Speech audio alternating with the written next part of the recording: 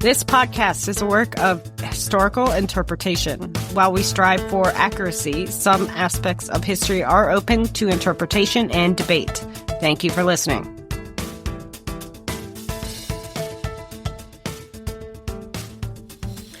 Imagine it is 3:45 a.m. in late November. You're standing in a freezing parking lot, clutching a to-go coffee, wrapped in a coat that's not nearly warm enough. Ahead of you, a line snakes around the building. Hundreds of people are waiting for the same thing. A set of doors to slide open and a wave of humanity to surge towards a stack of discounted TVs. Must have been pre-2020. Yes. Because that doesn't happen anymore, sadly. No more Black Friday stuff. I wish. Those were fun. And one of those TVs will survive. We call it Black Friday, and it's so familiar now that it feels like it's always been there. This unofficial holiday wedged between Thanksgiving leftovers and the full-on Christmas rush. But the real story of Black Friday is a lot weirder. It involves Wall Street conspiracies, a president moving Thanksgiving. Of course it does. Annoyed Philadelphia cops. Yep. Hardworking retail staff, stampedes, the rise of online shopping, and the way an American quirk became a global export. It's a history that's full of unexpected twists and turns. Today on Time Tellers, the deep, tangled history of Black Friday, how a term once tied to financial panic and urban chaos became shorthand for one of the biggest shopping days on Earth. Before we even get to malls and doorbusters, it's worth knowing that Black Friday did not start as a fun shopping nickname. For much of history, adding black to weekday, Black Monday, Black Tuesday, Black Friday, meant something terrible had happened, a disaster, a crash, or a day of mourning. One of the earliest and most famous Black Fridays in the United States occurred on September 24th, 1869, during what became known as the Gold Panic of 1869. Two Gilded Age financiers, Jay Gould and James Frisk, plotted to corner the gold market by secretly buying up vast quantities of gold and driving the prices sky high. Sounds like Goldmember. They had political connections, including the brother-in-law of President Ulysses S. Grant, and they were basically betting that the federal government wouldn't step in. When Grant finally ordered the Treasury to sell gold, the bubble burst in a single day. Prices swung violently, fortunes evaporated, and the stock market was thrown into turmoil. Newspapers called it Black Friday. And for decades, that was what the phrase meant. Why'd you put a gap in there? Just to make it easier to read. That just stopped me because I thought it was you. Oh, all right. So the original Black Friday was less half off a toaster, more, whoops, we broke capitalism. Sounds like tariffs. Exactly. And that pattern, black something as shorthand for crisis, would keep popping up in English. So by the time the shopping version comes along, the phrase already carries this sense of something overwhelming, chaotic, and a little ominous. To understand why the day after Thanksgiving became such a big deal, we have to zoom in on the relationship between Thanksgiving and Christmas. These two holidays, deeply ingrained in American culture, played a significant role in the birth of Black Friday. By the late 1800s and early 1900s, big city department stores, think Macy's in New York and others like it, And there. were already using holiday parades and elaborate window displays to kick off Christmas shopping. Please see our Macy's Day episode. Businesses developed a kind of gentleman's agreement. You did not start your Christmas advertising until after Thanksgiving. So even back then, there were unspoken rules about too early for Christmas stuff. Oh, yeah. Sound familiar? Yeah, take that hat off and the scarf. I'm not wearing a hat or a scarf. Okay, fast forward to the 1930s. The U.S. is in the Great Depression, Sounds great. and retailers are desperate for any boost. Traditionally, Thanksgiving was celebrated on the last Thursday of November. But that meant in some years there were only 3.5 weeks between Thanksgiving and Christmas. Shorter shopping seasons. Oh, boy. So, in 1939, President Franklin D. Roosevelt decided to experiment. He issued a proclamation moving Thanksgiving 1 week earlier to the fourth Thursday instead of the last, effectively creating a longer shopping season in years when November had 5 Thursdays. This sparked an uproar. Some states followed FDR's new date, others stuck with the traditional ones. For a couple of years, Americans literally had dueling Thanksgivings, nicknamed Democratic Thanksgiving and Republican Thanksgiving in some places. And the whole mess picked up the jokey label Franksgiving, because Franklin. Well, I thought because of hot dogs. No. That'd be better than turkey. I like turkey. Of course you do. Go ahead. Only in America would we manage to polarize Thanksgiving. Eventually, Congress stepped in. In 1941, a law was passed making the fourth Thursday in November the official federal Thanksgiving. That quietly locked in a holiday pattern. Thanksgiving, then a long weekend, then the Christmas shopping season. For retailers, that Friday was priceless. People were off work, kids were out of school, and Christmas was suddenly officially fair game. Nobody was calling it Black Friday yet, but the stage was set. Spoken like a true stage manager. Okay, so what does Philadelphia have to do with all this? Let's go to Philadelphia in the 1950s and 60s. Oh. This is where the modern Black Friday label really takes off. The day after Thanksgiving wasn't just a shopping day there, it was also the lead into the Army-Navy football game, which at the time was often played in Philadelphia. That meant tens of thousands of visitors flooding into the city on the same weekend, and suburban families heading downtown to shop. Police officers were stuck working long, miserable shifts, managing gridlocked traffic, packed sidewalks, and shoplifting-prone crowds. So from their point of view, this wasn't festive, it was just a nightmare shift. Exactly. Philadelphia police and eventually bus drivers and retail workers started grumbling about this Black Friday, a day no one wanted to work because of the chaos. Local reporters picked up the phrase and used it in print to describe the post-Thanksgiving shopping and traffic mess. Linguists later traced printed uses of Black Friday in this sense back to the early 1960s. Retailers in Philadelphia hated the negative connotation. Some tried to rebrand the day as Big Friday in the 1960s, but the public didn't bite. Black Friday had already taken root in local slang, and once the term made its way into broader media coverage, it stuck. So in this moment, Black Friday is still very much a regional term, rooted in a specific city's frustration with traffic and crowds. Over time, retailers outside Philadelphia started hearing this term and realized they had a problem. Black Friday sounds like something terrible. Not great branding for what they wanted it to be, a family-friendly, fun shopping day. So in the 1980s, a different story began to circulate. One you might have heard. Black Friday, people said, was the day retailers finally moved into the black for the year, meaning they went from losing money, red ink, to turning a profit, black ink. That explanation isn't how the term originated. That was the Philadelphia traffic version, but it is rooted in real accounting language. Businesses do describe profits and losses in red and black. Over time, this in the black interpretation became the official spin, repeated in advertising campaigns, news segments, and classroom handouts. But not in my classroom. Because we are not in school. Are you sure? I'm not going to be there. Why? On Black Friday, I will be sleeping warm in my bed. So it started as a PR move. Pretty much, but it worked. The darker connotation of Black Friday softened into something like Profit Day. The term spread beyond Philadelphia and began to be used nationally for the day after Thanksgiving. By the 1990s, Black Friday had become the widely recognized name for that big shopping day in the United States. And the older 1869 Wall Street meaning faded into history for most people.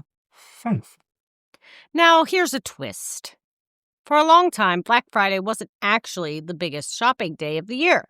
Department stores often saw their highest sales on the Saturday before Christmas, when last-minute shoppers packed in. What Black Friday did have, though, was a media hook, dramatic visuals of crowds, early morning lines, and doorbuster deals that looked great on local TV news. As chain stores and malls spread up across the country in the late 20th century, they leaned into that specials. Spectacle. And Renee will list all the first of the many big ones. Oh, God. Starting with Teddy Ruxpin. No. Who? Teddy Ruxpin? I have no idea what you're talking about. Should I? Go. You're kicking me out of my own house. By the 1990s... I'm not mad and disappointed.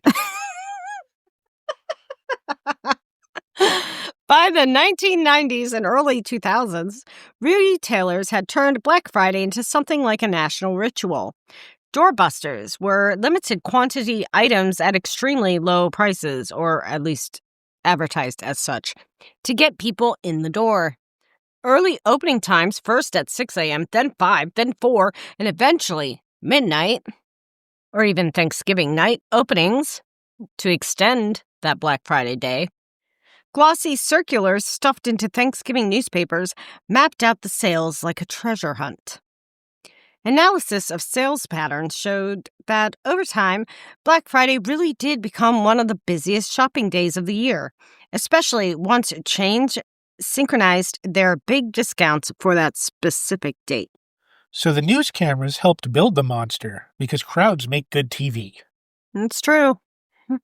It became a kind of feedback loop. Crowds generated headlines. Headlines generated bigger crowds. Retailers raised the stakes with more extreme deals. And Black Friday cemented itself in the public imagination as the day to shop. The day? Yes. Emphasis on the day to shop. Hello, Internet. We haven't gotten to that yet. That's later. I don't care. One thing that often gets lost in the hype, how hard Black Friday is on retail workers. And to talk about that is Dan, a former retail worker. I didn't do that on purpose or anything. To make those dawn openings happen, employees are often scheduled overnight or in the early morning hours. As big box stores started opening on Thanksgiving evening, that meant workers had to give up holiday dinners with family to prep sales floors, manage lines, and absorb a lot of customer stress. Labor advocates and retail unions have repeatedly criticized these practices, especially when earlier openings creep into the holiday itself, which they all got rid of, thank you 2020. Yep, that's true. And even Walmart stopped being open for Thanksgiving. I know. That was one of the benefits of 2020. Then there's the psychology of the doorbuster. Retailers intentionally advertise a tiny number of especially eye-catching deals, say a big screen TV at an absurd price. So you can order online for the same price and go pick it up Not at the at store. this time! We were talking about the 2000s. You didn't specify for this Yes, one. I was talking about the 90s and the 2000s. We haven't gotten to the internet stage of Black Friday. That is in there. It is coming. But you are jumping ahead, my friend, knowing they'll sell out quickly. The idea is to create urgency. People feel like they have to line up or they'll miss out. FOMO. Taco? No. FOMO, fear of missing out. Once they're in the store, they're more likely to buy other less deeply discounted items because you're there. Why not? Well, you always have items just to get people in the door. Mm-hmm. Like bananas. What are we, minions? Which takes us to the darker side of the story. Nope, that's not your line. Oh. I thought I was just saying the darker side of the story. Scarcity, adrenaline, sleep deprivation, that's kind of a dangerous combo. Which takes us to the darker side of the story. Yay. By the 2000s, making sure Dan heard me, Black Friday had become so intense that crowd-related injuries and fights started making the news with disturbing regularity. The most infamous incident happened in 2008 at a Walmart in Valley Stream, New York. That year, as the store prepared to open in the early morning hours, a crowd of about 2,000 people, who should all be home in bed, had gathered outside.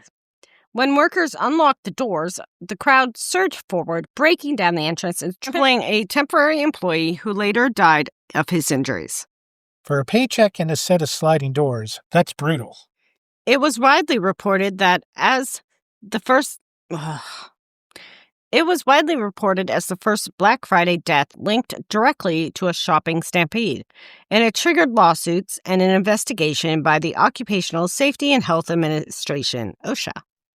Advocates pointed out that the store's crowd control planning had been inadequate given the level of promotion and expected turnout.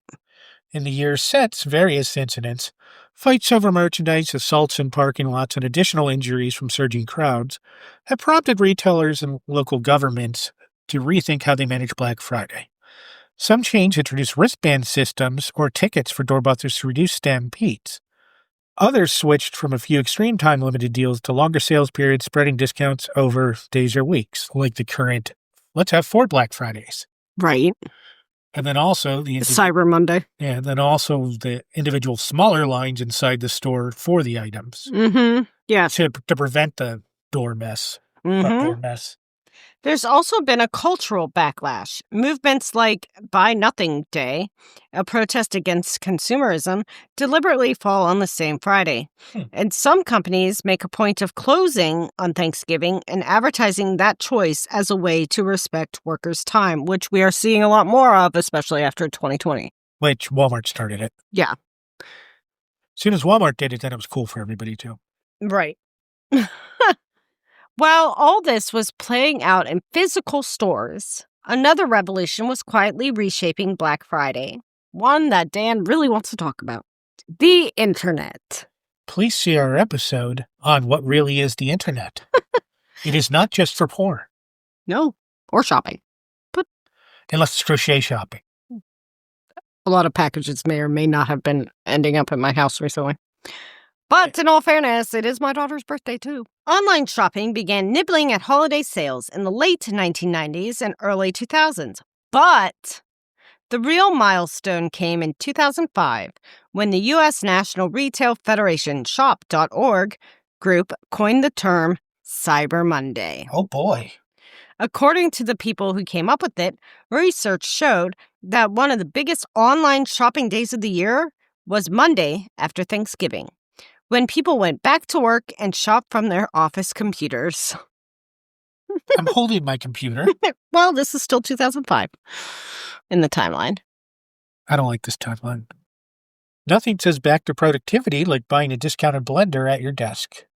Since then, the lines between Black Friday and Cyber Monday have blurred. Many retailers now launch online deals on Thanksgiving, extend them through Black Friday, and roll straight into Cyber Monday and even Cyber Week. Ooh. In the 2020s, online spending around Black Friday has exploded. Estimates for 2023 to 2024 suggest that online Black Friday sales in the U.S. grew by about 10 to 13% year over year, reaching roughly 9.8 to 10.8 billion in a single day. MasterCard and other analysts report that overall U.S. Black Friday retail sales increased, with e-commerce growing far faster than in-store sales. Don't make me ever talk that much. That much. And also, it's not just that people buy online instead of going to stores. Many do both. Survey data from the National Retail Federation shows that over 200 million consumers in 2023, and nearly that many again in 2024, shopped at some point between Thanksgiving and Cyber Monday, either online or in person. And just because I'm not sure if I mention this later, we have the Small Business Saturday that started in the last, 5-6 years that take up that Saturday after Black Friday. Yep. The net effect, Black Friday is no longer just a one-day store event. It's part of a 5-day shopping marathon anchored by Thanksgiving and Cyber Monday, plus offshoots like Small Business Saturday and Giving Tuesday. So definitely remember to support your small local businesses. Buy my music or my book. One of them. Or both. I have a couple books on Amazon. A couple? I thought you only had one. 2. Really? Yeah. So what a fake name? No. Oh. It's 2. Well, I have a new one that comes out the 26th. I know I already pre-ordered it. Better be good. That one too? Oh, I don't know. Now I'm confused. This is the one on the bunny that can control people with its mind. I don't think so. I ordered whatever link you sent me. So if you thought Black Friday was strictly American, the 21st century has some news. It's gone global. Oh boy. You were so close to your actual line. Of course it has. If there's one thing that the world imports reliably, it's American holidays plus discounts. In Europe, especially in the United Kingdom, Black Friday really took off in the 2010s, with sales surging far above a typical day, and the date accounting for a notable share of annual e-commerce revenue. In Mexico, a similar event known as El Buen Fin covers a full long week of deals and functions as a local answer to Black Friday and Cyber Monday. Across Europe, Asia, and the Middle East, retailers have adopted variations, including White Friday in parts of the Gulf region. Why did they call it White I have no idea. That's a good question, actually. Well, I'm asking the writer. Do you hate me yet? Every day, all the time. I think you already told me you make note of that frequently. Global search data and retail analysis suggests that a growing share of Black Friday interest now comes from outside the U.S., with markets like Germany and Brazil among the most active. Black Friday, in other words, has turned from a uniquely American tradition into a worldwide discount season, often detached from the American Thanksgiving itself. Absolutely. So when we stand back and look at the whole arc of Black Friday, what do we see? A phrase born in financial scandal, the 1869 gold panic, quietly receding into the background. A holiday calendar reshaped by presidential tinkering. FDR's decision to move Thanksgiving to lengthen the shopping season. A nickname coined by overworked Philadelphia police describing the chaos of traffic and crowds long before it was a cheerful sales slogan. A corporate spin that turned Black Friday into the day stores supposedly moved into the black, helping transform a dreaded workday into a marketing engine. And finally, an era of globalized, always-on shopping, where one Friday has become the centerpiece of a weeks-long cycle of online and in-store deals. Plus a few trampled doors, broken bones, deaths, and canceled Thanksgiving dinners for the retail workers who make it happen. Exactly. Black Friday is a mirror. It reflects our anxieties about money, our love of bargains, our willingness to camp out for a deal, and the ways corporations and media can amplify a ritual until it feels inevitable.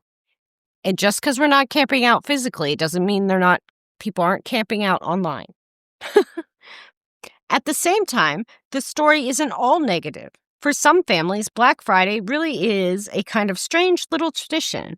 Waking up early together, mapping out the deals, people watching in crowded malls, or clicking through online carts in pajamas, which is something I have never really taken any participation in. What, the sitting on the line in your pajamas? Well, of course I've done that. But like anything with Black Friday, we just avoided it. That was our family tradition. Let's avoid Black Friday. I'd stand there and hope for a riot. Mm, Oh, me and some of the other people who were on like breaks or stuff would loudly be talking about stuff being out of stock oh, God. out front. Oh, no. Oh, don't do that. Why? Because I would start a It riot. was fun. Let's start a riot. Let's start a riot. Okay. Shut up.